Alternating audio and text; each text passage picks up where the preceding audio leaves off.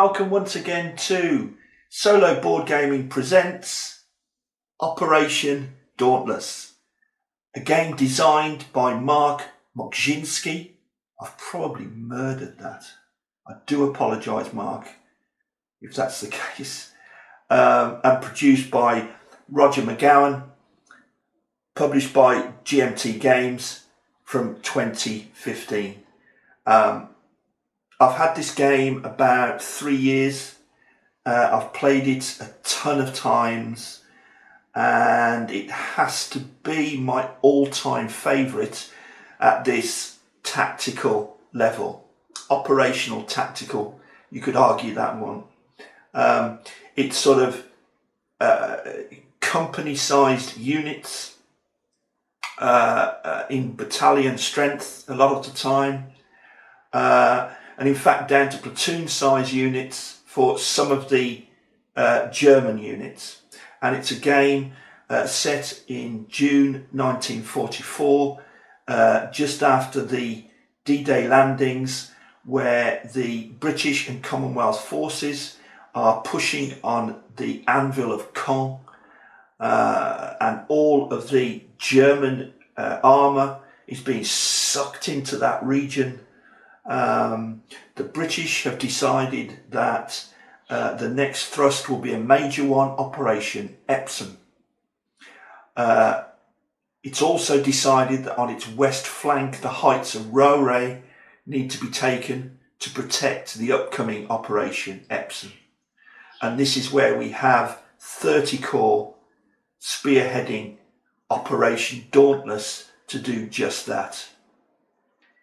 I have to say that I've not come across a game with this much chrome, with this much detail, with this much research. Apparently it took Mark some 8 years to research and design this game.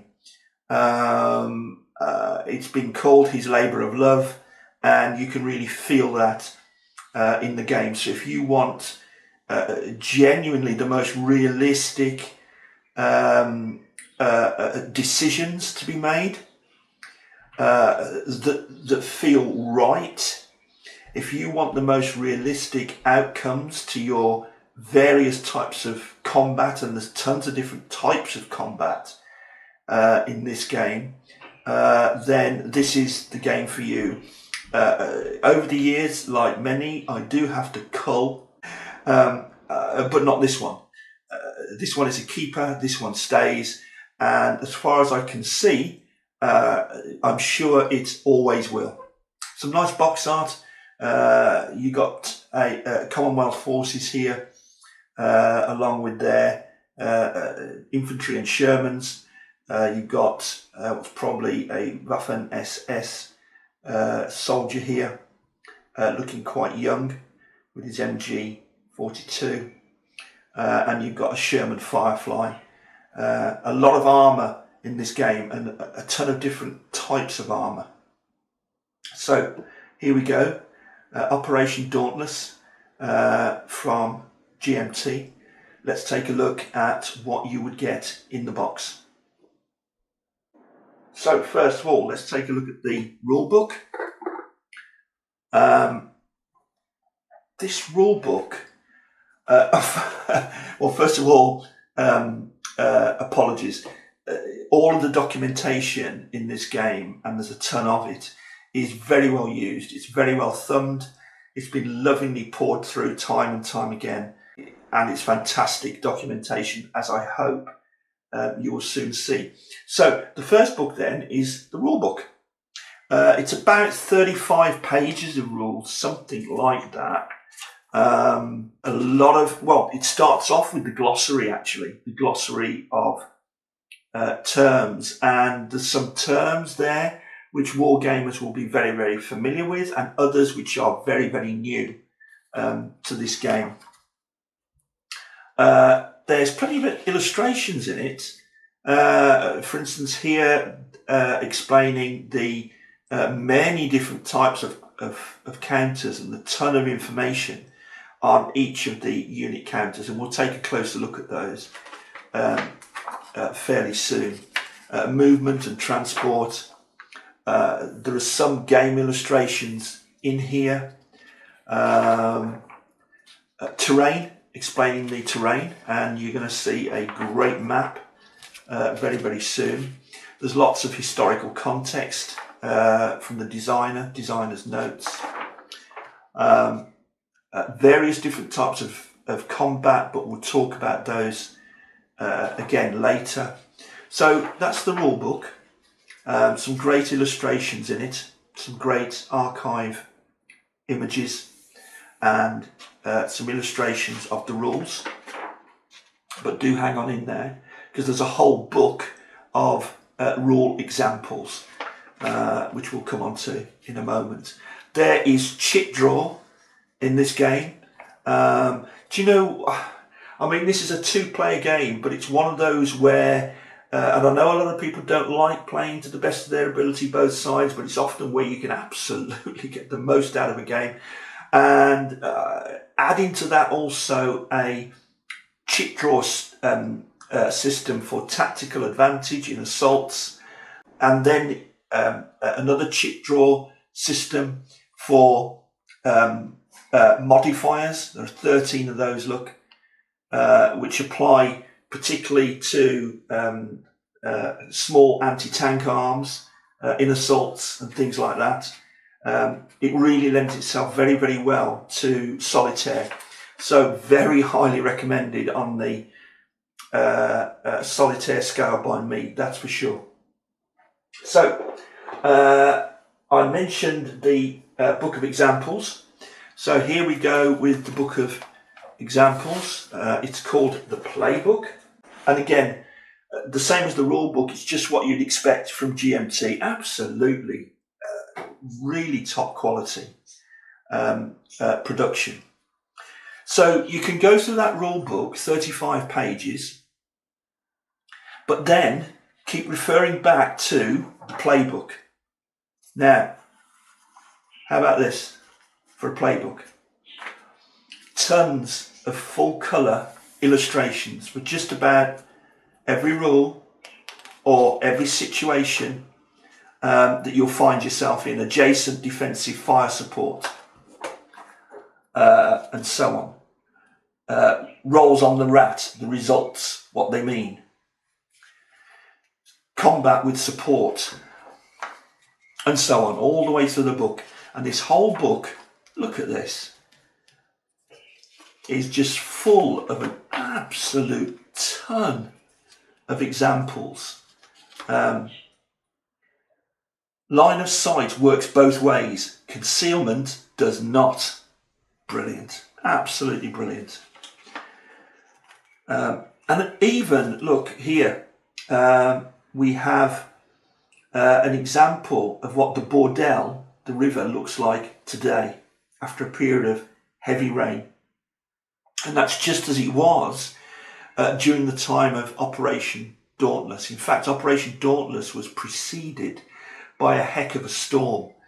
This is the storm that delayed the reinforcements into the beaches, delayed supplies being landed into the beaches.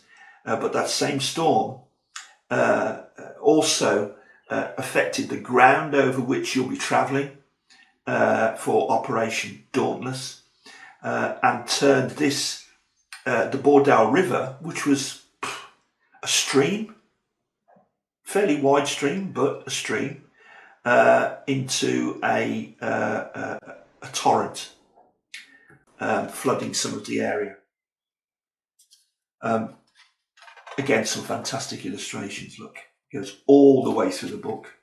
Reaction fire as a fire trigger. This is all about the ARC, A-R-C, ARC, Armoured Reaction Cycle. As far as I'm aware, this is unique to this series of games. I say series of games because Mark's first successful game was Red Winter, which uses much of this system. This system actually built on the Red Winter game. Absolutely stunning. Linking scenarios into a grand campaign, tips and strategies, for both players, then for the British player and the German player. Tips and strategies. I tell you, fantastic reading. You can sit back and relax and thumb through that book. It's well worth doing. Brilliant book. What do we have next? Oh dear. The scenario book. So this is our third manual now. Well done, Mark, and well done again, GMT. What a production. So this is the scenario book. And there's a ton of scenarios. So let's take a quick look. First of all, there are tutorial scenarios. And if I remember correctly, not much mistaken, there are 11, I think, tutorial scenarios, which give you an introduction to the game. First of all, using just infantry, then adding armour, adding artillery, and that kind of place. So placing the chrome upon chrome upon chrome until you get the full system. So I think, as I say, there's 11 scenarios altogether. And each scenario begins with the historical reality of why this particular part of the operation was taking place. Then player notes, what this particular scenario is designed to teach you, and then the setup rules, and so on, and victory conditions. And some great illustrations from the time. You see this dug-in infantryman here with the Piat. And in fact, this one here, look, tutorial T4, we're talking about tactical advantage, Piat and Panzerfaust. This is the tactical advantage when you go into assault and small units armed with Piats for the Commonwealth forces and Panzerfausts, for instance, by the German forces, are actually firing at you in your tanks or armoured vehicles from very close range, from behind hedgerows, bocage, buildings, cellars, upstairs windows, and that kind of thing. That's a great system and makes the game really fun. And that's the level of detail that it can actually come down to. Brilliant illustration there. £6, I think. And then finally, after, let's have a look, was it 11? Yeah, 11 tutorial scenarios.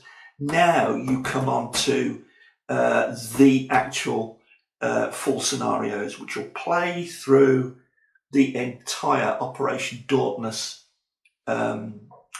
campaign. So, and by the way, if you look up Operation Dauntless, the actual operation on the internet, you may find it listed as Operation Martlet, which it became to be known, Operation Martlet, but it was called Dauntless at the time. So here's the first one, Nightmarish Crossroads, the Battle for Christo, June 16, starting at 12 noon. So this is the first of the actual scenarios, and I believe, we looked at 11 tutorials, and I believe there's something like 15 or 16 actual scenarios from here on in. And here we go.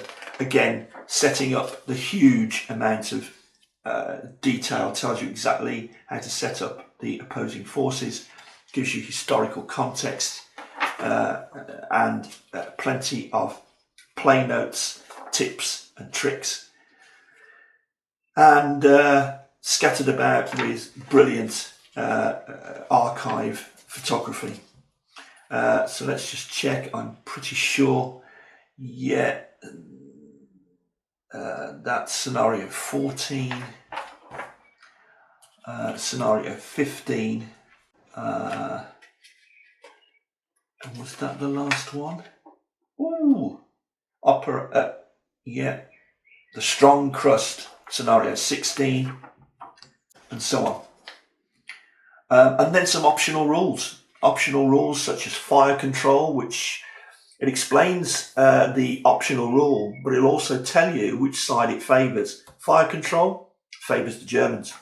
Friendly fire, that's going to favour the Germans.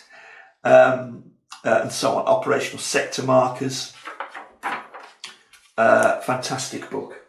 And then finally, is this the best book? The fourth one? The reference book. Now, you can take this reference book and have a couple of evenings reading, or use it as a reference book. I read this solidly, and I've heard that many people do. It has all the designers' notes in it, why they chose to design the game like they have, why they designed the map like they have. And the map, by the way, the map that you'll play across has been produced following Google Earth images, by walking the ground as it is now, physically getting out there and walking the ground, looking at the slopes, the rivers, obstacles and that kind of thing, and also comparing that to footage taken at the time, poring over all that footage. So we'll be looking at that in a second. So they're explaining here why certain rules have been designed as they have. Looking at all the different game elements, explaining the background to the rules, thoughts on command and control. And then, for instance, here, British units and weapons. They'll go through all of the British unit types that were operating at the time and how they've been replicated in the game. What a scout platoon was made up of, or a motor battalion. The Fireflies, the Sherman Fireflies, the Funnies, not always very available, and that's reflected in the game, but they can be a game changer when it comes to assault and things like that. And then exactly the same for every single German unit that took part in that campaign, and all the German weapons that took part at the time. All of them replicated very faithfully in the game. A ton of research. This is a history book right there, a history book within itself, and you'll have tons of fun and enlightenment reading through the result of all of Mark's research. A fantastic publication. So that's the 4 publications that come with the game. This reference book, my absolute favourite. Brilliant. Okay, so now let's take a look at some of the extensive player aids available. You'll be using these a lot because here we've got the combat results table, combat strength modifiers, combat ratio modifiers. This works a lot on the actual ratios. Then you've got recovery and replacement tables. There's a couple of these in the game. It's good card stock, as you'd expect once again from a GMT publication. The tactical advantage modifiers and the modifier chit table. I love these. This is one of my favourite parts of the game. These tactical advantage modifiers. This chit pull system is absolutely brilliant. Terrain effects chart, very comprehensive, nice illustrations here. Movement point costs, whether you are infantry or wheeled or tracked, and so on. the usual kind of thing. British carrier platoons and scout platoons. Some interesting rules around the British Bren gun carrier, universal carrier. The anti-tank fire table, spotting, and the ranged attack table. Interestingly as well as this very nice double-sided player aid, and this is what you'll use most while you're playing the game. There's also a smaller player aid, look, for if you're using the optional rules. So you just tuck this in there and use it along with the standard rules. Some of the optional rules, 12th SS Fanatical Defence Table. This was real. Don't forget, on one flank, ahead of them, you'll find when you're playing the British that they are also facing the 12th SS Panzer Division Hitlerjugend. Tough cookies, and you've got the option there to, with die rolling, to use fanatical defence. The British disorientation table, which applies to one of the scenarios, if you want to use this optional rule, because it was absolutely real, where British forces, due to the fog and then the artillery smoke from the preceding barrage mixing in with that fog, and to read really some of the remarks made by officers taking part in that particular part of the assault. Some of the remarks from the time really brings it home how difficult it was to stay on track and hopefully arrive at the destination you meant to, rather than straying across into the arc of advance of other units. Variable weather, counter battery fire, command check, victory point penalty check, and so on. So these are absolutely brilliant charts here. This, I think, is unique to this game system. I think so, because I've not come across it before, and anyway, not quite in this developed form. And this is what I mentioned briefly earlier, the ARC, the armor reaction cycle. This makes the game, whoa, really exciting, really at times frenetic, and can be anxious times as shots go backwards and forwards. Basically, while you're moving, movement can trigger what in this game is called friction fire. In other games it's called opportunity fire. Now, the two terms don't exactly equate, but mentally that's sort of what's happening anyway, where a movement can trigger friction fire.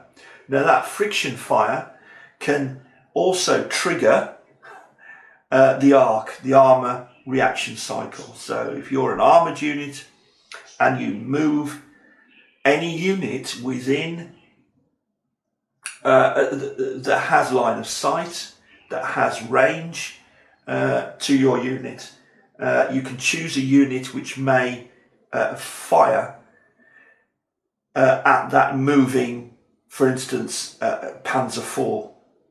That Panzer IV can then decide to pass and do nothing about it, or it can fire back. The fact that it fired back triggers now other potential units to fire at it. Units that are hidden, for instance, can also expose themselves by the very fact that they're firing. It can expose the frontal hull of that armoured vehicle, again, to a reaction from another armoured unit or from an anti-tank gun, and things like that. So it's movement and fire and firing that can trigger the armoured reaction cycle. And it's a cycle because, as I've just mentioned, it can go round and round. One reaction fire can trigger an armour reaction cycle event from another armoured unit or anti-tank gun or whatever. This is fairly unique, I think, and can make the game seem so real that in real time things are happening all of the time. It's absolutely stunning part of the game, an essential part of the game. I mentioned the amount of armour that's in this game, and to assist with that we get this vehicle identification card. There are so many vehicles in the game. Look at the British vehicles here. The Humber armoured car, the Centaur, the Churchill Crocodile, the Churchill AVRE, the M10, the Sherman, the Firefly version of the Sherman, the Crab, a Crusader even, Sextons, and that kind of thing.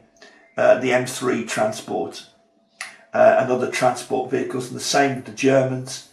We go right from the Panzer IV-H, the Panzer V Panther, the Tiger I, the Jagdpanther, the Wirbelwind, the Flak Panzer, and all the various armoured cars, even the Puma, the half-tracks, the armed half-tracks such as the Stummel or the Flammpanzerwagen, and so on. Plus ordinary trucks, the Vespa, Hummel, Grille. Absolutely superb.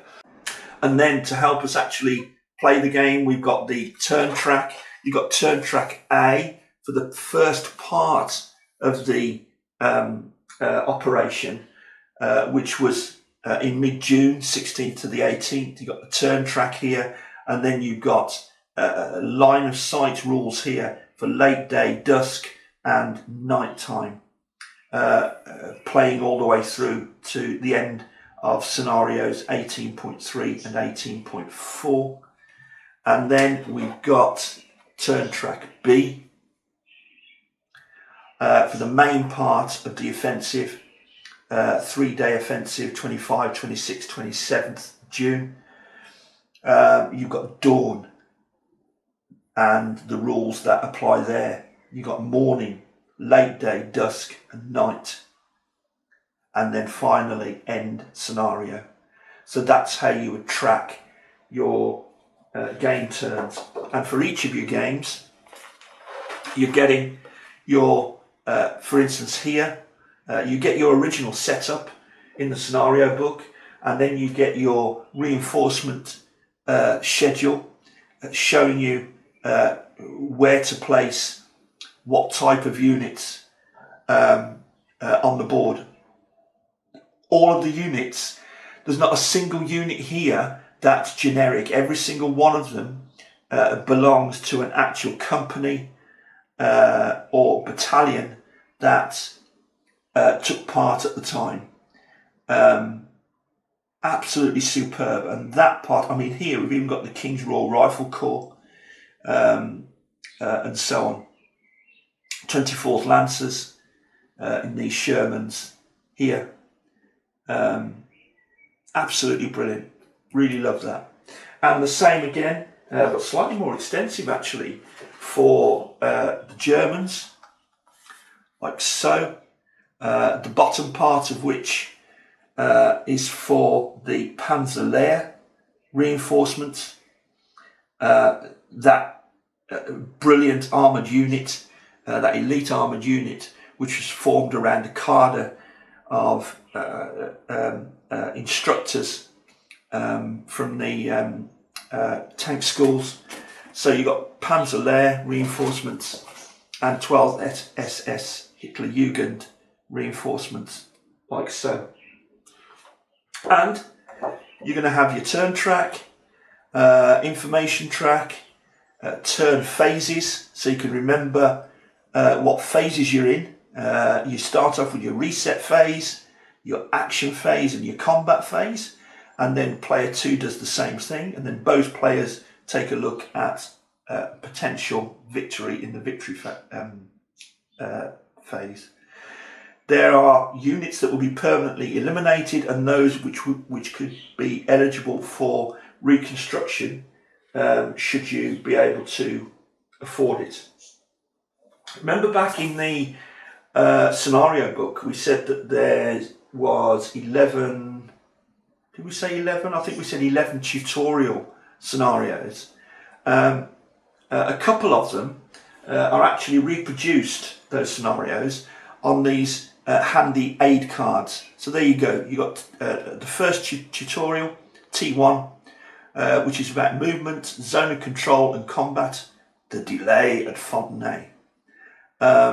And basically this is in the getting started infantry section. So you got some bullet lists there of frequently overlooked rules. How good is that? When you're playing, just remember this, this and this. Frequently overlooked rules. And then you got tutorial 2, which is assaults and recovery. It's called blind assaults. I love that part of the game. And then you've got tutorial 6, getting started, armour. So this is introducing us to armour again and again, bullet list of frequently overlooked rules, and a couple more of the tutorials there. Absolutely superb. Now I think, it's time to take a look at the amazing map that comes with this game. Right, I don't have all of the map set up in shot at the moment, but most of it I think. I don't think you can quite see here, no, that there's a turn track, or rather an information track at the top of the map, but that's just out of shot. But basically this is the area across which we're going to be fighting. The British are moving from the north, and my side of the map here is actually the north side of the map. So the British are moving from the north to the south. Caen is off this edge of the map. So this area is the sweep west of Caen. The Panzer are dug in and fortified, mainly across this position here. This is Fontenay. So this is the small town or large village of Fontenay, and the heights of Rauray are back here. So the British have a heck of a challenge to assault Fontenay and capture the heights of Rauray, which are way back here.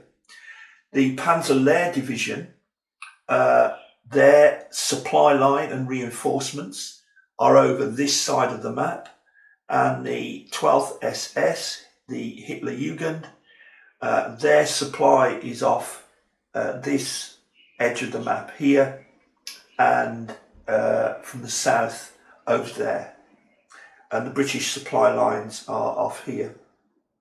And the first thing you'll notice actually is the huge area of open ground here and here that the British have to negotiate against dug in and determined German resistance, and a ton of potential armour. So this makes for some really interesting fire and manoeuvre, really interesting arc, which we explained earlier, the armour reaction cycle, as units are moving across this open ground, expect to take casualties. But the map itself is absolutely gorgeous, as you can see here. It's almost photorealistic, and it's produced in that sort of style.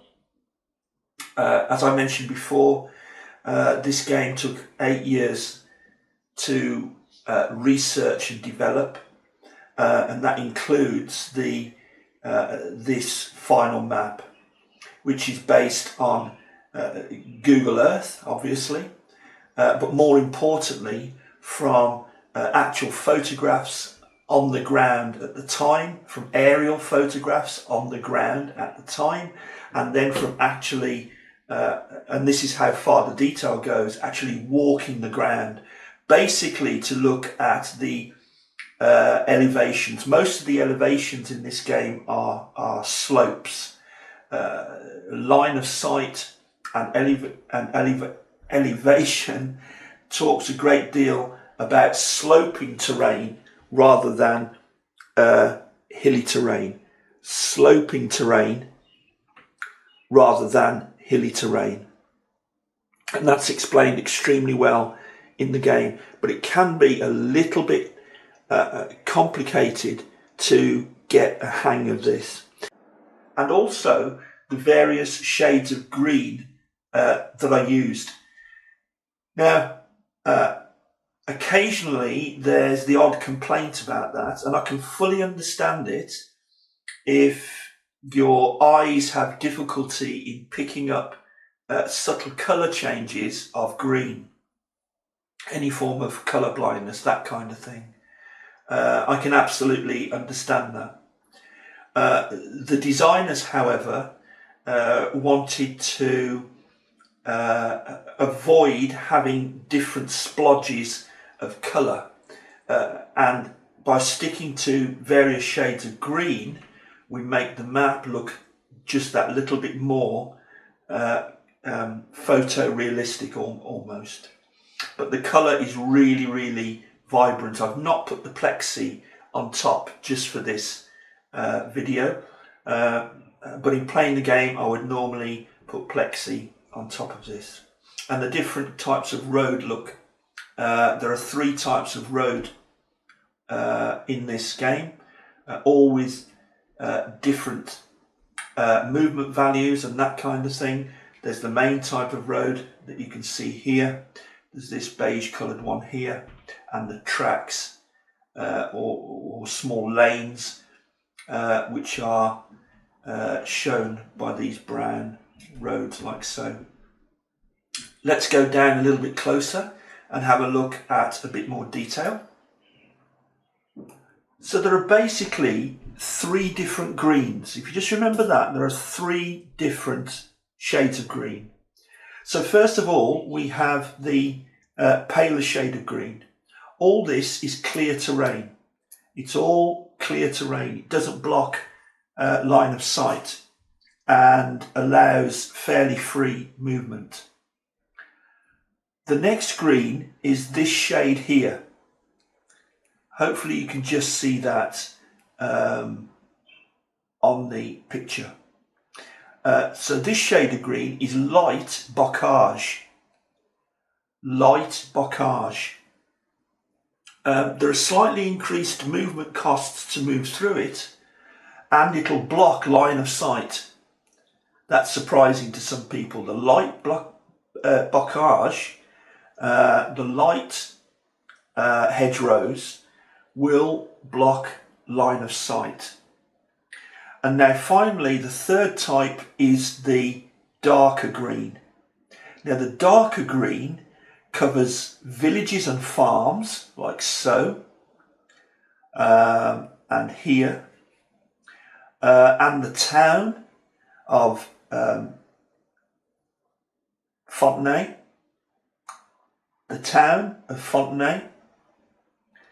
and also heavy bocage and woods. So it's all in dark green. The reason it's all in dark green is that it all has the same effect. First of all, it blocks line of sight, certainly.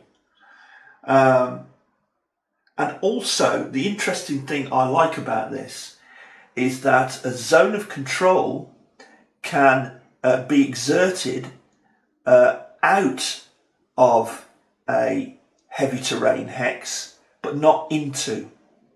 So, if there's a unit here, In the clear, it cannot exert a zone of control into this heavy bocage here. But units in the heavy bocage will exert a zone of control out of that hex into the surrounding hexes here. I think that's absolutely superb, and look how it looks. You can see these fields and orchards and the deep hedgerows surrounding them. The village here has exactly the same physical aspect to the game. It will exert a zone of control out of, but you cannot exert a zone of control into the hex. And the same with the woods here. So that's just those three different types of green, where each has some kind of an effect on movement. They have an effect on line of sight, and they have an effect on zones of control. And all in all, make for an exciting and incredibly tactical game. You really do have to know your generalship and the equipment that you're using and your men before moving, inching slowly across this terrain.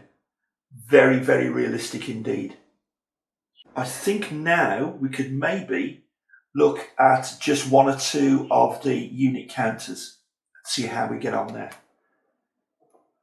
So a couple of units. These first units to look at are armoured units. And the useful thing here is to notice how large these hexes are. And it's absolutely superb because the stacking limit in any one hex is 4 companies. These aren't particularly company sized because these are armoured units, but 4 companies. So there's actually very little, if any, stacking of counters in this game at all, which is such a refreshing change. You can actually see everything that's in the hex and you can move them easily rather than piles of counters like that. So we've got some armoured vehicles here. Then we've got the Sherman. And then we've got the Sherman Firefly. Notice the difference in its silhouette. The long 17-pounder gun on the British version anyway. Then we've got an armoured half-track. And then we've got a Humber armoured car. The unit designation is actually printed on the counter as well. Like here we've got C Squadron Raw Dragoon Guards, C Squadron of the 24th Lancers, King's Raw Rifle Corps, this half-track personnel carrier, like so. And also another thing, notice the movement allowance, 20, 11, 12, 23, fast little thing this. But also another reason it's fast is of course because it's wheeled, and the fact that the movement allowance is in orange shows that it's wheeled, in yellow shows that it's tracked. The next thing we have is any anti-tank capability. So the anti-tank strength of this Sherman here, the standard Sherman, is 10, and that very small superscript digit there, the 4, shows that it has a range of 4 hexes. 1, 2, 3, 4. Compare it to the 17-pounder armed Firefly, which has an armour piercing strength of 18 and a range of 6. That little number in white at the side of it, the +2, is if you're using the additional rules of, what were they called? The fire control rule. and we go on to the next. You see these values here in the red squares. Now the red, that's the combat strength of the unit. 5, 4, 3, and that means the combat strength rather than the anti-tank strength is close combat, that kind of thing. The next thing we have is these numbers in the center here at the bottom. Those show the ranged attack value 5 and the ranged attack range 4, or 4 and 6, like so on, 4 and 2, 4 and 4. Those aren't for the main weapons, for instance, of the tanks. The ranged attack value is for machine guns, for using the machine guns that are actually on those vehicles. There's one more thing worth mentioning as well,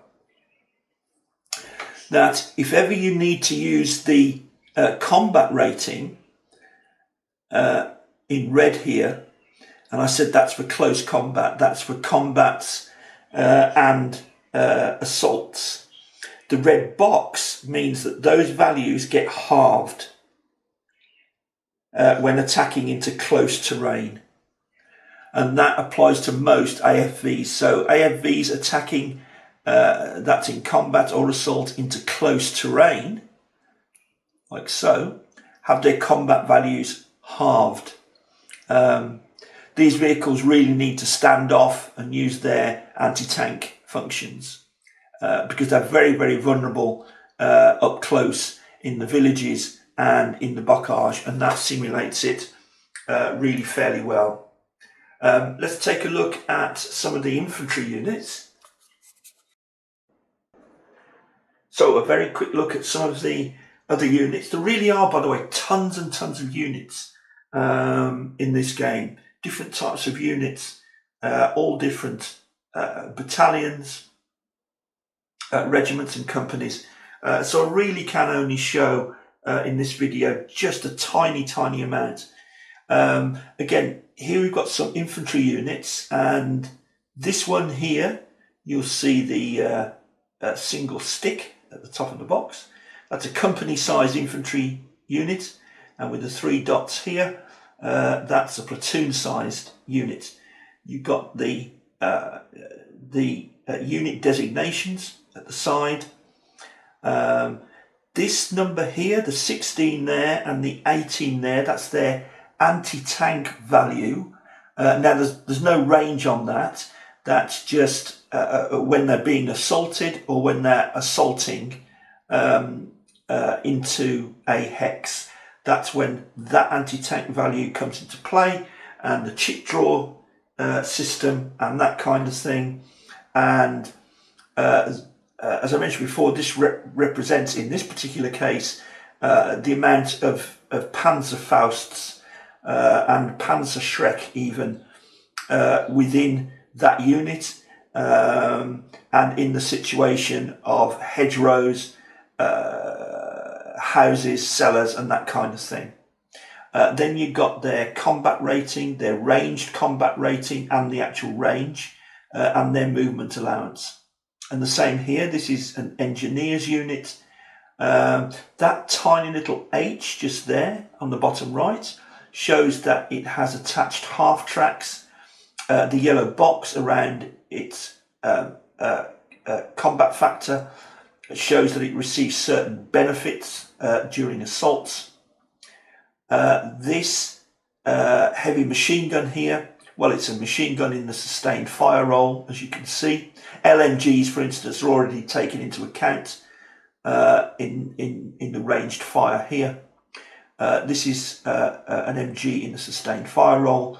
This is its rating for ranged fire and its range, and its combat factor, whereby in combat and assaults in defence, the black box shows that in defence its combat factor is doubled. And that makes a lot of sense, doesn't it? An MG in the sustained fire role. I've just plopped on here an example of some of the German armour. There's a Panzer IV. There's one of the rare Tigers there. That's an infantry gun. And here we have a half-track, like so. Quite a decent tracked movement allowance. But you can see the half-track here has quite a high ranged fire capability, although a range of only 2 hexes. So those are just some of the counters. I haven't included any of the game counters, such as digging in, disrupted and that kind of thing, fired.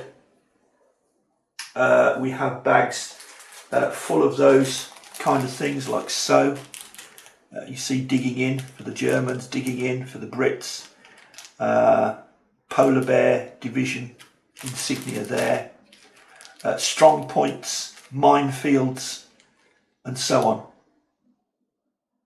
Suppressed and fired. Absolutely superb. So, some final thoughts. So, Operation Dauntless from GMT. A brilliant game. This is the best game at this scale that I know of, or that I have ever experienced. It has more chrome than any other game, more research than any other game, and it shows in the way it plays and in the realism that the mechanics and the tactics that you have to adopt convey.